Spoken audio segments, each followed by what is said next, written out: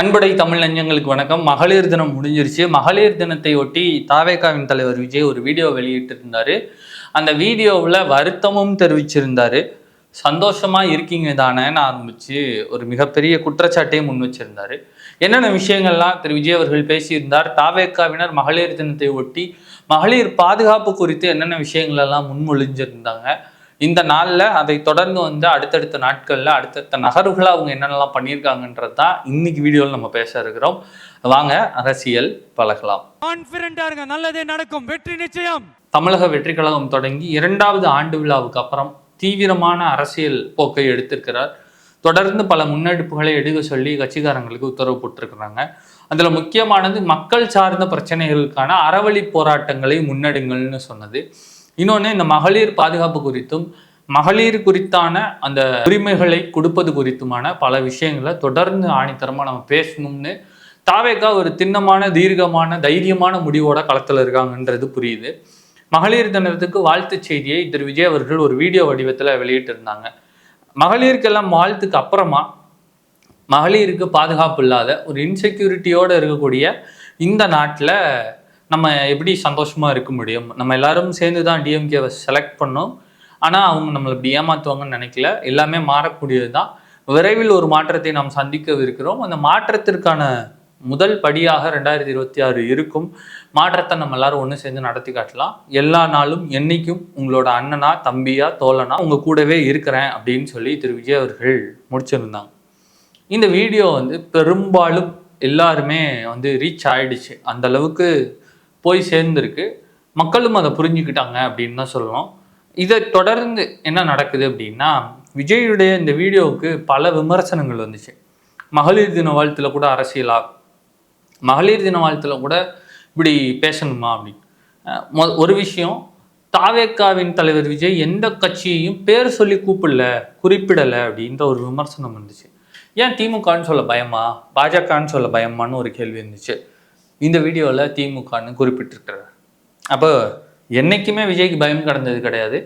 இன்றைக்கும் இந்த விஷயத்துலையும் சரி, பயம் அப்படிங்கிறது கிடையவே கிடையாது அப்படிங்கிறது தெளிவாக புரிஞ்சிருச்சு. 2வது விஷயம், மகளிர் தின வாழ்த்து அப்படிங்கிறத சொல்லியாச்சு. பெயரளவுக்கு ஒரு வாழ்த்து இல்லை, நடைமுறையில் என்ன பிரச்சனையோ அதை குறிப்பிட்டு ஒரு வாழ்த்து. அப்போ தமிழ்நாட்டில் பெண்களின் பாதுகாப்பு நான் இண்டெக்ஸ் எடுத்துகிட்டு வரேன், அந்த ரேஷியோ எடுத்துகிட்டு வரேன், அந்த புள்ளி விவரத்தை எடுத்துகிட்டு வரேன்னு எடுத்து பார்த்தோம்னா, அந்த புள்ளி விவரத்துலலாம் நீங்கள் மணிப்பூரோட ஒப்பிடுங்க, குஜராத்தோட ஒப்பிடுங்க, அந்த மாநிலத்தோடு ஒப்பிடுங்க, இந்த மாநிலத்தோடு ஒப்பிடுங்க, உங்களால் உத்தரப்பிரதேசத்தில் போய் வாழ முடியுமான்லாம் கேள்வி கேட்டுருக்காங்க.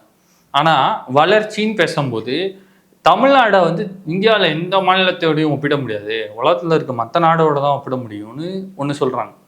அதே இது குற்றச்சாட்டுன்னு வரும்போது தமிழ்நாட்டை இந்தியாவில் இருக்க மற்ற மாநிலத்தோடு ஒப்பிடுங்க அப்படின்றாங்க. இப்போ உலகத்தோட இண்டெக்ஸில் நீங்கள் வளர்ச்சியை பார்ப்பீங்க, குற்றச்சாட்டை இங்கே பார்க்குறீங்க. சரி, அப்படி பார்க்குறீங்கன்னா கூட தமிழ்நாட்டில் இந்த 4 வருட காலத்தில் எத்தனை சம்பவங்கள்? சரி, இந்த 4 வருஷத்தை விட்டுருவோம், கடைசி 4 மாதத்தில் 4 வாரத்தில் எத்தனை சம்பவம், எத்தனை பட்டியல் போடுறது? குழந்தைகளுக்கு எதிரான குற்றங்கள் எத்தனை?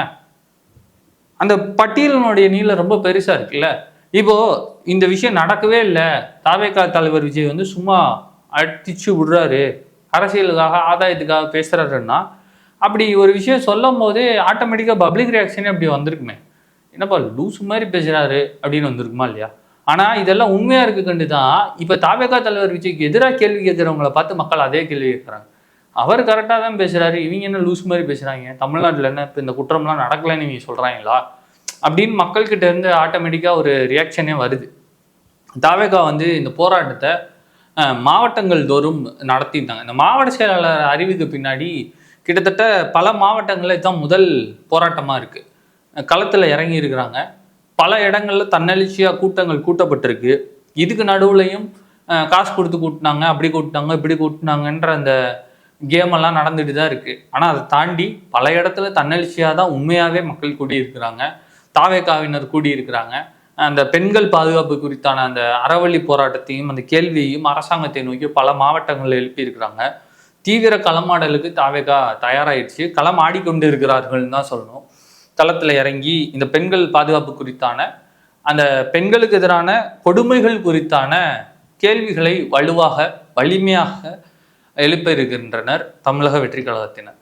இன்னொன்று, அவங்க அரெஸ்ட் பண்ணப்பட்ட உடனேயே தமிழக வெற்றி கழகத்தின் தலைவர் விஜய்கிட்டமிருந்து ட்வீட்டும் வந்துச்சு. இந்த மாதிரி அறவழியில் செயல்படுறவங்களை நோக்கி இப்படி ஒரு செயலை பண்ணாதீங்க, அவங்க அறவழியில் பண்ணக்கூடிய விஷயத்த நீங்கள் அரெஸ்ட் பண்ணாதீங்க, அராஜகம் பண்ணாதீங்கிற தொனியில் தவிக தலைவர் விஜய் உடனே அந்த கண்டன பதிவையும் வெளியிட்டிருந்தாங்க. அப்போது தமிழக வெற்றி கழகம் தமிழ்நாட்டின் பெண்கள் பாதுகாப்பு குறித்தும் அவர்கள் முன்னேற்றம் குறித்தும் அதீத கவனத்தை முன்வைத்திருக்கிறது. இன்னொன்று, தமிழ்நாட்டோட கீ ப்ராப்ளம்ஸில் இன்னைக்கு இது ஒன்றா மாறி இருக்கு. இது வெறும் அண்ணா யூனிவர்சிட்டின்னு ஒரு விஷயத்தோட முடிக்கிற பிரச்சனையாக தெரியல. எல்லா மாவட்டத்திலையும் பல்வேறு இடங்களில் பல்வேறு விதமாக இந்த விஷயங்களும் இந்த தவறுகளும் திருப்பி திருப்பி திருப்பி திருப்பி நடக்குதுன்னா இப்போ இதை அட்ரஸ் பண்ணி தான் ஆகணும். இதுக்கான சொல்யூஷனை தேடி நம்ம போய் தான் ஆகணும். முன்னேற்றத்தில், மற்ற விஷயத்தில், ஜிடிபி கான்ட்ரிபியூஷனில், அரசியல் தெளிவில், இது எல்லாத்துலேயும் முன்னாடி இருக்கிற நம்ம பெண்கள் பாதுகாப்புலையும் முன்னாடி தான் இருக்கணும். அதுக்கான அஜெண்டாவை நம்ம செட் பண்ணி தான் ஆகணும். இல்லை நாங்கள் பெண்கள் பாதுகாப்பாக தான் வச்சுருக்கிறோம், எல்லாத்தையும் இது பண்ணுறோம் அப்படின்லாம் சொன்னால் இப்போ ஏன் இவ்வளோ பிரச்சனைகள் நடக்குது? அப்போ மாவட்டத்துக்கு ரொம்ப மினிமமாக வச்சாலும் ஒரு நாளைக்கு ஒரு கேஸு வந்துடுது. இல்லை வரவே இல்லைன்னா அதை அரசு தெளிவுபடுத்தணும், அந்த பயத்தை மக்களிடமிருந்து போக்கணும். இல்லை தமிழ்நாடு பெண்களுக்கு ரொம்ப பாதுகாப்பாக இருக்குது, எந்த மாவட்டத்துலையும் ஒரு குற்றம் கூட பதிவாகலை அப்படின்னு சொல்லணும். ஏன்னா இன்னைக்கு நம்ம சிசிடிவி வச்சுருக்கிறோம், செக்யூரிட்டி வச்சுருக்கிறோம், ஏஏ வச்சுருக்கிறோம், பெரிய ஒரு தரமான போலீஸ் ஃபோர்ஸ் ஒன்று வச்சுருக்கிறோம். வேற எந்த மாநிலத்திலையும் பல நாடுகள்கிட்ட இல்லாத அளவுக்கு இன்டெலிஜென்ஸும் திறமையான ஆஃபீஸர்ஸும் கொண்ட ஒரு பெரிய செக்யூரிட்டி நெட்வொர்க்காக நம்மளுடைய தமிழ்நாடு காவல்துறை பல வருஷமாக இருக்குது, இன்றைக்கும் இருக்குது. த பெஸ்ட் ஆஃப் த வேர்ல்டாக இருக்காங்க. அப்போ அப்படிலாம் வச்சுக்கிட்டு நம்ம குற்றம், மற்ற குற்றத்தை கூட ஏதோ ஒரு நெக்லிஜென்ஸில் விட்டாலும் இந்த குற்றத்தை அலோவ் பண்ண முடியாதுல்ல. அப்போ அதற்கான தெளிவையும் பாதுகாப்பு குறித்தான அந்த பயம் இல்லை, நாங்கள் இருக்கிறோன்ற அந்த ஸ்ட்ராங்கான ஹோல்டையும் அரசு வெளியே சொல்லி மக்களுக்கு அந்த ஃபீலிங்கை கொடுக்கணும். நாங்கள் இருக்கிறோம், எங்களை மீறி உங்களை யாரும் ஒன்றும் பண்ணிட முடியாதுன்ற ஒரு நம்பிக்கையை மக்களுக்கு கொடுக்கணும் அரசு. அது பண்ணலை அப்படின்னு தான். இன்னொன்று, பெண்கள் பாதுகாப்பு குறித்து தொடர்ந்து நாங்கள் மட்டும்தான்னு திமுக சொல்லும்போது அதற்கான விமர்சனம் ஒன்று கடுமையாக வந்திருக்கு. அந்த விமர்சனம் கண்டிப்பாக உற்று நோக்கப்பட வேண்டியது. அதாவது பெரியாரை, பெண்களை முன்னிறுத்துகின்றோம், பெரியார் தான் சொன்னார் பெண் உரிமை, பெண் சுதந்திரம், பெண் விடுதலை எல்லாம் பெரியார் சொன்னார், அதன் வழியில தான் நாங்கள் ஃபாலோ பண்ணுறோன்னு சொல்லக்கூடிய திமுகவின் ஆட்சி காலம் 1967 அன்னைக்கு தொடங்கி தற்போது வரை எத்தனை முறை ஆட்சியில் அமர்ந்திருக்கிறார்களோ அப்போல்லாம் அவங்க பண்ண விஷயத்தில் 1967 10 அமைச்சர்கள் ஒரே ஒரு பெண் அமைச்சர் சத்யவாணி முத்து. 1971 14 அமைச்சர்கள், ஒருவர் கூட பெண் கிடையாது.